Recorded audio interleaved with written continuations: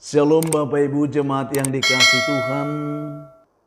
Puji Tuhan, pada kesempatan yang indah ini kita bisa bertemu kembali di tahun yang baru 2022 ini.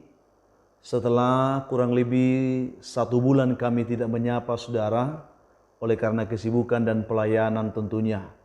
Doa juga harapan saya bagi saudara dimanapun yang mendengarkan renungan saat ini, bahwa saudara semua dalam keadaan sehat, dalam keadaan baik tentunya penuh dengan sukacita, saudara semuanya boleh diberkati Tuhan hari ini.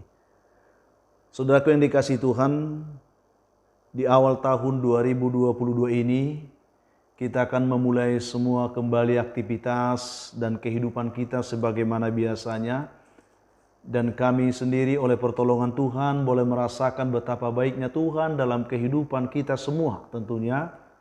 Oleh karena itu, izinkan kami menyapa saudara kembali di tahun 2022 ini dengan renungan inspirasi seperti biasa yang kami sampaikan kepada saudara. Oleh karena itu, saudara, sebelum kita memulai ini, saya menyampaikan selamat tahun baru untuk kita semuanya.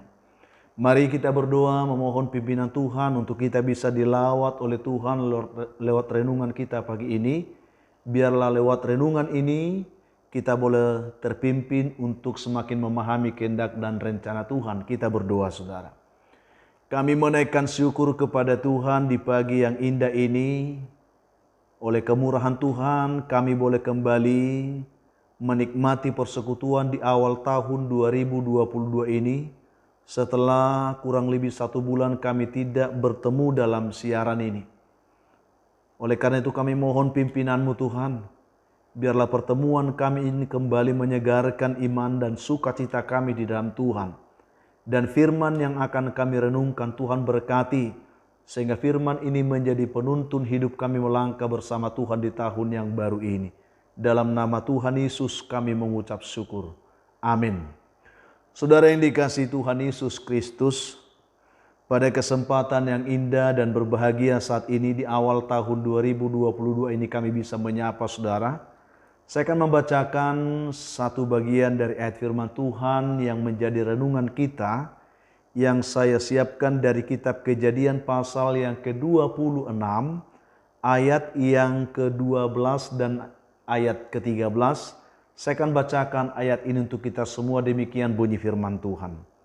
Maka menaburlah Ishak di tanah itu, dan dalam tahun itu juga ia mendapat hasil 100 kali lipat.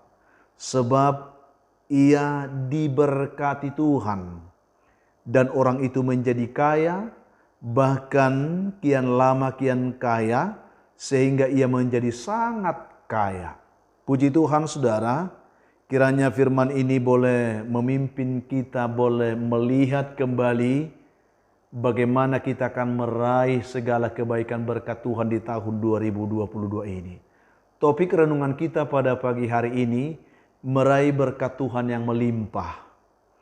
Saya yakin saudara bahwa kita telah lelah dengan situasi kehidupan yang telah kita lalui di tahun sebelumnya.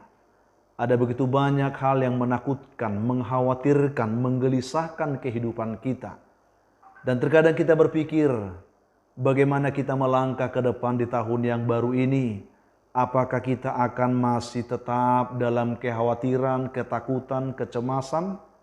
Mari saudaraku, lewat kebenaran firman Tuhan yang kita akan renungkan pada kesempatan ini, mari kita membuka hati kiranya Tuhan menolong bagaimana kita bisa menghadapi situasi sulit dalam hidup kita, dan di tengah-tengah situasi itu kita tetap berharap kita bisa meraih berkat Tuhan yang melimpah dalam hidup kita. Kisah ini berbicara tentang kehidupan Ishak anak Abraham.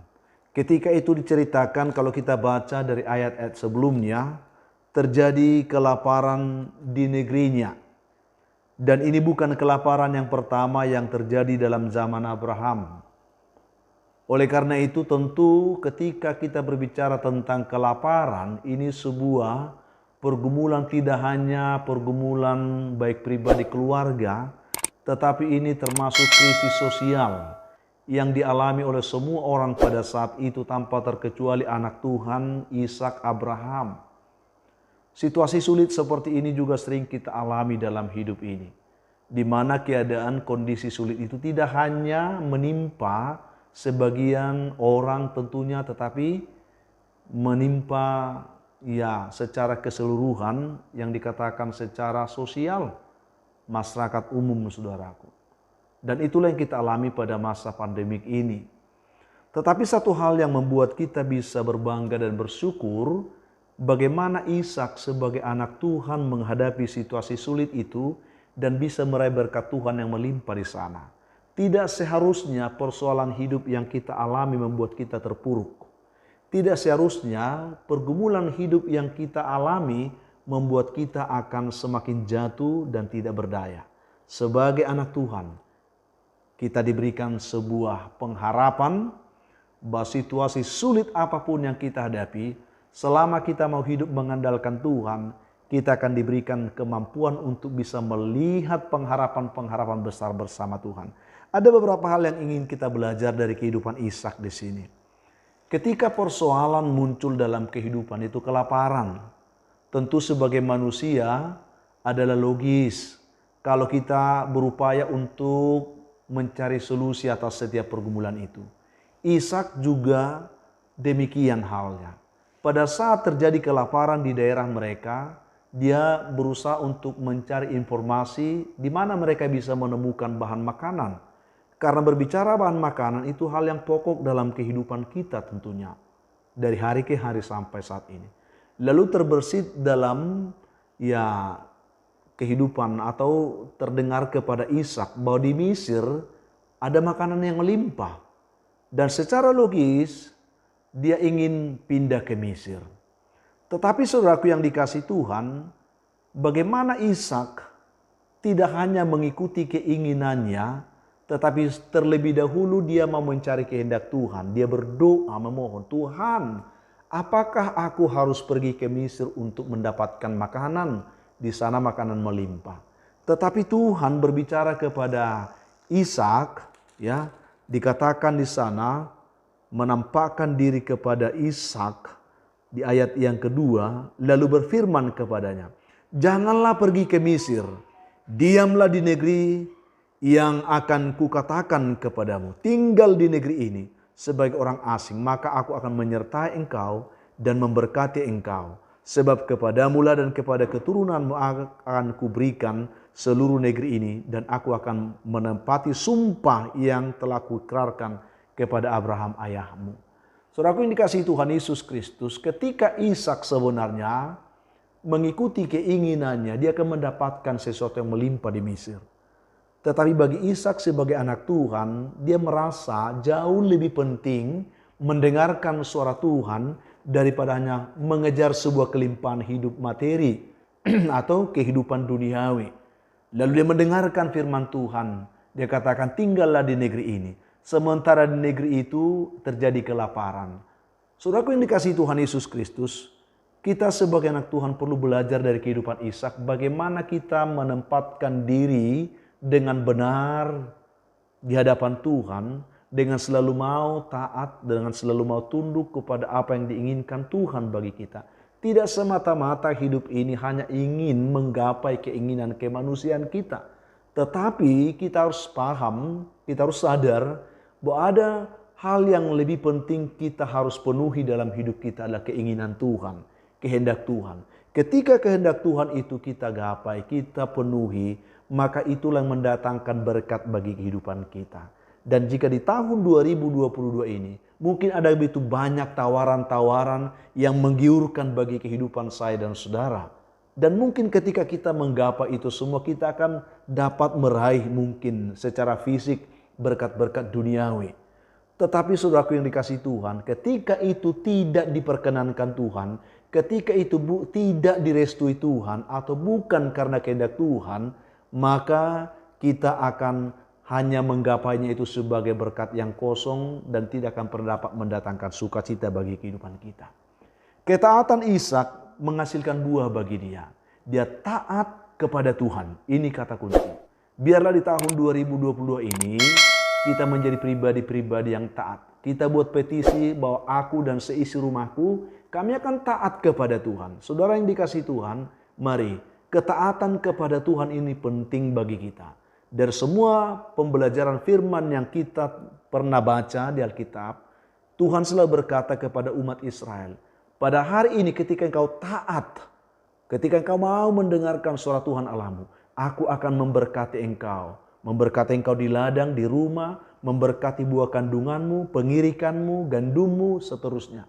Dan kata kunci ketaatan inilah yang kiranya tetap dapat membantu kita melangkah berjalan bersama Tuhan di tahun yang baru ini, saudara. Dan ketika Ishak taat, dan sepertinya kita melihat bahwa di Gerar, di sana orang tidak ada lagi yang menanam bahan makanan atau pertanian pada saat itu semuanya memang mengalami masalah pada saat itu. Tetapi Tuhan memerintahkan supaya dia menabur pada saat itu. Ketika Ishak menabur, kemungkinan orang akan mempertanyakan dan akan menertawakan dia. Tetapi karena ketaatan Ishak kepada Tuhan, maka apapun yang dikerjakan oleh Ishak, sekalipun itu mungkin melawan hukum alam yang terjadi pada saat itu, tetapi karena Tuhan yang memerintahkannya, Tuhan membuat dia berhasil. Maka ketika ia menabur dikatakan dalam tahun itu juga ia mendapat hasil 100 kali lipat. Bukankah ini yang pernah dialami oleh Petrus ketika Yesus menyapa mereka di pinggir Danau Galilea. Ketika itu Petrus dan teman-temannya, mereka telah semalam-malaman mereka mencari ikan, mereka tidak menemukannya. Tetapi ketika Yesus memerintahkan untuk menaburkan jalannya, ketaatan Petrus menghasilkan buah bahkan lebih daripada 100 kali lipat. Saya mengharapkan saudaraku bahwa di tahun 2020 ini, ketaatan kita lah yang akan memberkati kita. Jika engkau rindu hidupmu diberkati Tuhan, rumah tanggamu diberkati Tuhan, pekerjaanmu diberkati Tuhan, mari buat petisi ketaatan hari ini di hadapan Tuhan. Aku dan seisi rumahku, kami akan taat beribadah kepada Tuhan. Inilah yang saya bagikan di awal tahun ini. Mari saudaraku, buka hatimu kepada Tuhan.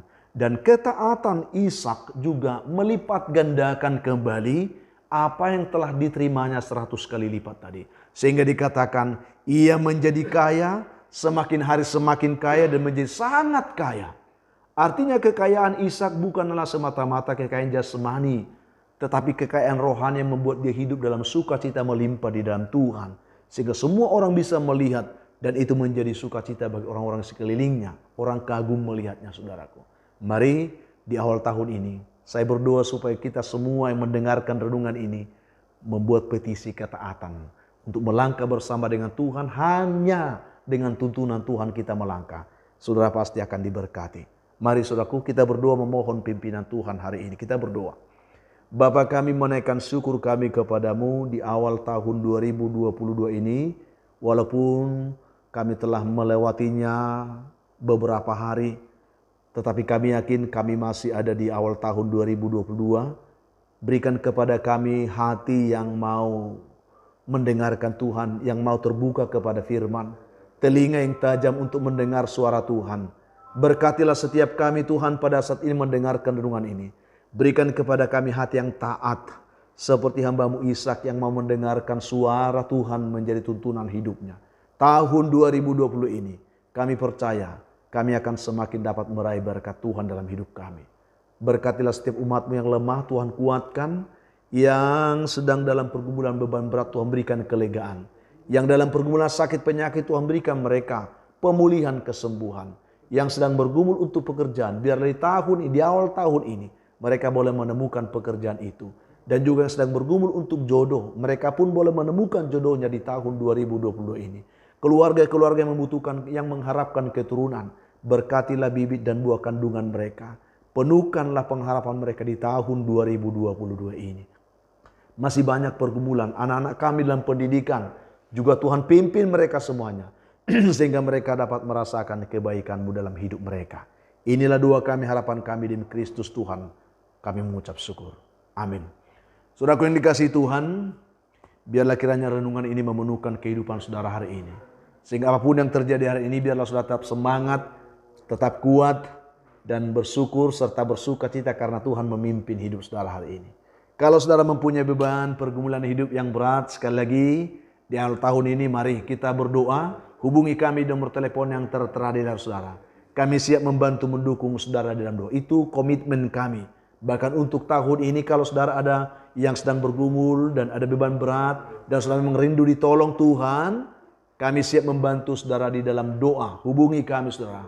Dan kalau saudara rindu untuk langsung didoakan, saudara bisa datang ke rumah untuk kami doakan. Itulah harapan kami. Akhirnya saya Pendeta Linti Dongoran juga meminta bantu kami untuk renungan ini supaya ada banyak orang diberkati. Kiranya Tuhan berkati saudara dimanapun. Sampai jumpa di kesempatan yang lain. Shalom.